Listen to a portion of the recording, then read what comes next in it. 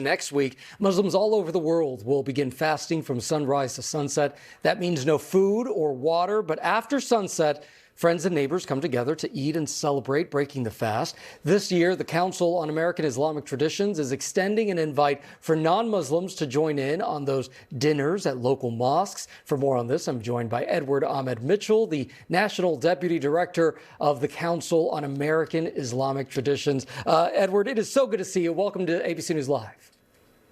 Thanks for having me. Absolutely. Okay, so how did this idea come about? What are you hoping to accomplish here? Look, Ramadan is perhaps the most important month of the year for the Muslim community around the world. As you noted, Muslims fast from dawn to sunset, no food, no water, and they engage in extra acts of worship, including late night prayers, because Ramadan is the month we believe that the Quran, the Muslim holy book, was first revealed.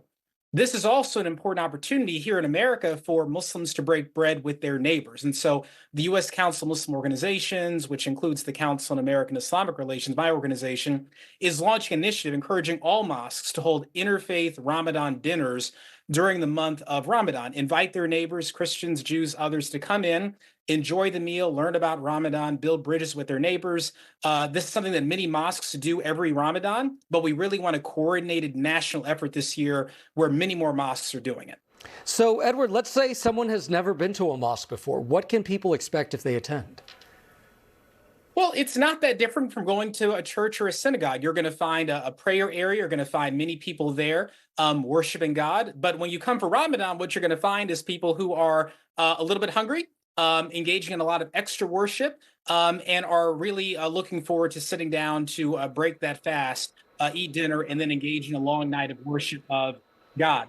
And so when a visitor comes for Ramadan Interfaith dinner, what the plan is for those guests to get a chance to interact with their neighbors, hear a presentation about Ramadan, ask questions of their Muslim neighbors, and then sit down and have dinner with them and just talk as neighbors. And, you know, what we have found is that the mosques that do this end up forming really strong relationships with their local churches, synagogues, even, you know, neighbors who are just secular humanists. And they find opportunities to work together beyond the interfaith dinner. So I encourage everyone to visit. If you've never been to a mosque, it's a great experience. And again, we encourage people to visit all of their neighbors in their houses of worship. Well, and that begs the question, what's on the menu? Well, it depends on the mosque you go to. If you've ever been to a mosque, it kind of looks like the United Nations. So you'll find Black Muslims, Arab Muslims, Pakistani, Indian Muslims, white Muslims. And so the food is just as diverse. You might be eating biryani one night, barbecue chicken the other night, spaghetti another evening. So it's very diverse. You know, come with your belt buckle undone to have room for the food, but people always enjoy the food, whatever mosque they go to. That's the great thing about the community is the diversity of the community. And I would just note that it's really important that this happened this year because there is an increase in anti-Muslim bigotry out there. And so we also think this is a chance to repel some of that bigotry, correct misinformation that people may have or may have heard about their Muslim neighbors. Edward, as we head into Ramadan, what's the message that you're trying to spread right now?